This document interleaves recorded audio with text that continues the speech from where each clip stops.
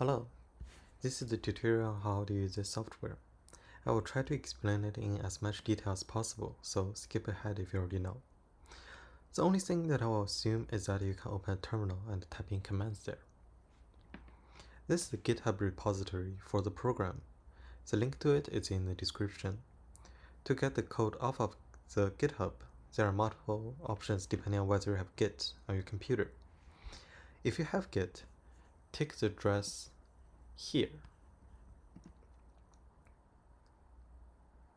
I am currently in a directory called Mech325-Deus. It doesn't need to be something like this. I just use this because I already have a Mech325 in this folder. And here you can do git clone and pasting the link here, enter, and now Git will do its job. Alternatively, you can also use the zip option if you do not have Git. I will show that by going back to Chrome. You can see that there is a download zip option. You can also do that. Open up your default download folder, and there you can just simply move it to the directory that you would like and then unzip it. Now we can go back into the terminal. In fact, I don't need to do this. I can just interrupt it since I already have it, and instead I can move into the original directory that I have this, and you can see what is in this directory. To use this software, two things are required: a LaTeX compiler and a Python interpreter. To check whether you have LaTeX compiler, in this terminal you can use PDF LaTeX and then -v. This tells me that I have PDF LaTeX, some version number, and I got it from TextLive 2022, and a bunch of other information. This is not that important. The only thing you need to know is that if this shows up, that means you are good. And if there isn't one, for example, I'm gonna type in something random and do that, it will just tell you command not found or something similar. To get the LaTeX compiler, there are multiple options to do so. If you search up TextLive, there is an option here. Simply follow the instructions provided and you should be good. The only thing that you need to worry about is that during the installation process, there might be a tick box that says add path to environment or add to path, where path is capitalized. Tick that box or else you are not able to use it in the terminal. And if you are on Windows, you can also use this. And also the first option, just enough LaTeX, and follow the instruction here. People have had success with this, but I'm a Mac, so I cannot guarantee this. After you're done, open up a new terminal and verify whether you have the PDF LaTeX again. If the result is the same and you still do not have the LaTeX compiler, try restart your computer because sometimes update to environment only take place after rebooting. To check whether you have Python on your machine, you can do something very similar, which is just python-v. Note that v needs to be capitalized to mean version, else it means verbose, and it will print a lot of things and look very scary. Here I already have it, which you can see here with the version number here. If you do not have this, you can go to the official Python website. This would be the official website and you should be good to go. Again, the only thing you need to worry about is the add to path. Everything else can just be default. After you're done, verify that you have Python in the same way as previous. Just type in python-v, and again, if it doesn't work, try restart your computer. The last step of the installation process is to install the Python dependencies. In this case, I'm gonna keep it in the same terminal. Do I want to? One thing that you can do is to open up a virtual environment, which I already have. You do not need to do this step.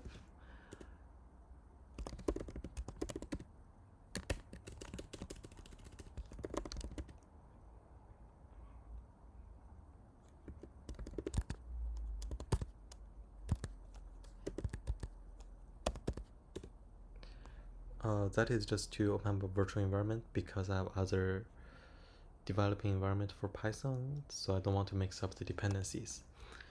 And while in this state, while in this directory, when you do list directory, you should be able to see requirements.txt. Now just do pip install -r requirements.txt and wait until pip does its job. Because I already have those installed previously, it just completes. And congratulations, now you are over the most difficult part of this entire process. To use this software, it's preferable that you have some sort of text editor. Any of them would work, but my go-to choice is VS Code, so I will open here.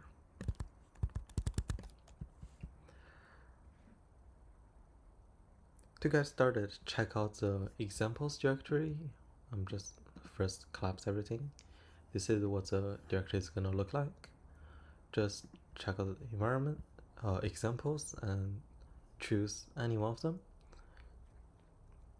At this time, there are 17 examples in the example directory corresponding to templates for 17 different types of questions in this course. I will explain this program with the v-bout question as an example. Simply go in, copy the entire file, and paste into main.py, which is in the root directory. Before explaining what this code does, let's see it in action first. Open a terminal and run main.py. I'm using the terminal in the Visual Studio Code, but this terminal would also work. For now, I'm gonna quickly switch into full screen capture.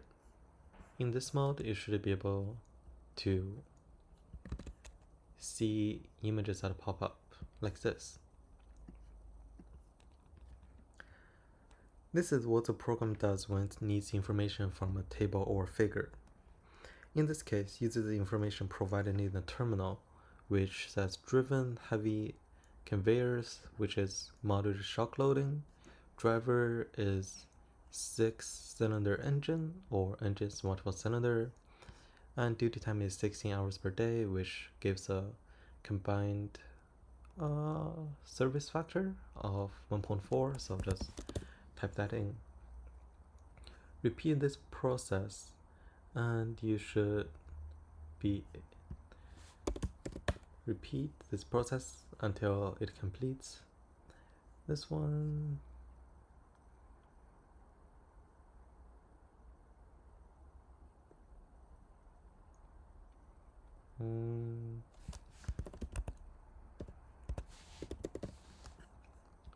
age tabulated is around 30. Is it 30? Something like that. I'm not doing this like, very rigorous way because this is a demonstration only. 200. C theta. Oh, some of those values are going to be given in terms of radians, and you need to convert them to degrees for it to make sense in the tables. In this case, it's 150 degrees because I've already done that. As for this one, belt length is 200, 5e, which is around 1.07. VR is 2.7 something. And if you interpolate between those two RPMs, you get approximately 1.6. Type that in.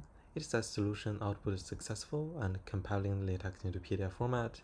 Completion successful, and then the output can be found in LaTeX output, auxiliary, and main.pdf, which is here.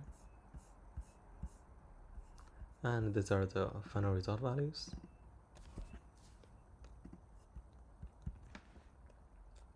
I think it looks pretty nice. Anyway, let me explain how the program works. One thing that you may notice is this big dictionary that is named input context. This is where the question would be defined. Component type is quite self-explanatory. Internally, it determines what set of equations, tables, and figures are relevant to the question. Vars contains what is given in the question. There are two types of keys. It's either text or a number. If it is just some text, it's a text type. If it's wrapped around by a S function, this is the numerical type. Do note that currently units are not attached to the numerical values, but rather labeled in the comments to the right. If you would like to contribute, you can go to this file, which is Mech325 components and unit.py. You can fill in the relevant information here. I would very much appreciate any help regarding this because it's way too tedious. Anyways, continue with the explanation. Target, it contains what is being asked by the question. In this case, it is the belt type, the input polydiameter, output polydiameter, velocity ratios, center distance, and number of belts. The order of those would determine the order that will be solved in the question, which you can see here. First is belt type, and then where is it? Input diameter, output diameter, velocity ratio. Where is center distance? Center distance, and then number of belts.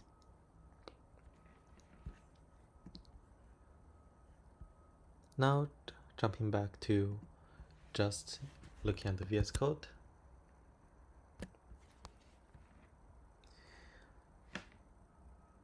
If not enough information is provided, for example, I can just comment out this. So the question no longer knows about the driver type in this case, and if I run this again, you will see that it inputs a wall of text for a bunch of different text variables that are relevant to this question. Those are the text type variables, those are the value type variables. Basically what it's asking you to do is to provide it some extra information. And this is what it does here. Not enough information provided, please refer against the following list. These are what can be calculated. These are either known or can be calculated. These are the things that are not known and cannot be calculated based on the provided information. And something else you might have noticed regarding the behavior is that it didn't try to pop up even a single image. Let's say that this is not given, it will have exactly the same behavior, though the list will change. What it means is that as soon as the image starts popping up, the question is already solved. It's just that you need to fill in some numbers. To provide it with other information that isn't in the example file, use the list vars function. The only thing that it needs is a component type over here.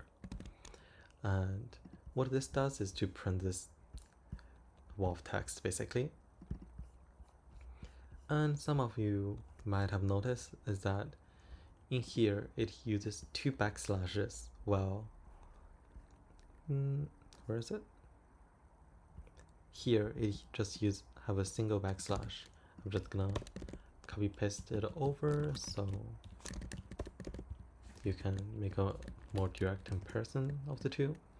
The reason why is because the backslash is to escape the next character, which means in order for Python to interpret it as a single slash, you will need 2 backslashes in a regular string. Alternatively, you can also make it a raw string, which would also work. These two, this and this, are equivalent, and it's only a matter of preference. On the bottom here, these are the 2 lines that actually solve the problem. So function analysis would solve the targets and return a list of strings that contain the solution to the question step by step, and the compile latex function would be to write the logs into the latex output directory and compile the latex file. If you think that the images popping up is too big, too small, or simply too disruptive, there is a way to suppress those. Just import Mech325-Show-Image equals false, and let me just switch back to false screen capture, and then if I run it again, you can see that the image no longer pops up. Instead, you can open up the image by clicking on the provided path here. Do note that this is always here. The only thing that changes is whether the image pops up. Okay, again, you can read it off from here, do that, open up the next one to figure out what value you need to do, what value you need to fill in. 5e, open up the new pass, 10.2, 27.7, 30, 200, something like that. I'm not gonna continue because I've already done that. And that's it. That's all I have for you today. Let's go back to the repository here. If you think that the program is helpful, give it a star. And if some error occurred, open up an issue and you would like to contribute, check out the bottom of the README, which have a bunch of functionality that could be improved. And if you want to improve those, just open up a pull request over here. Yep. Okay, thanks. Bye.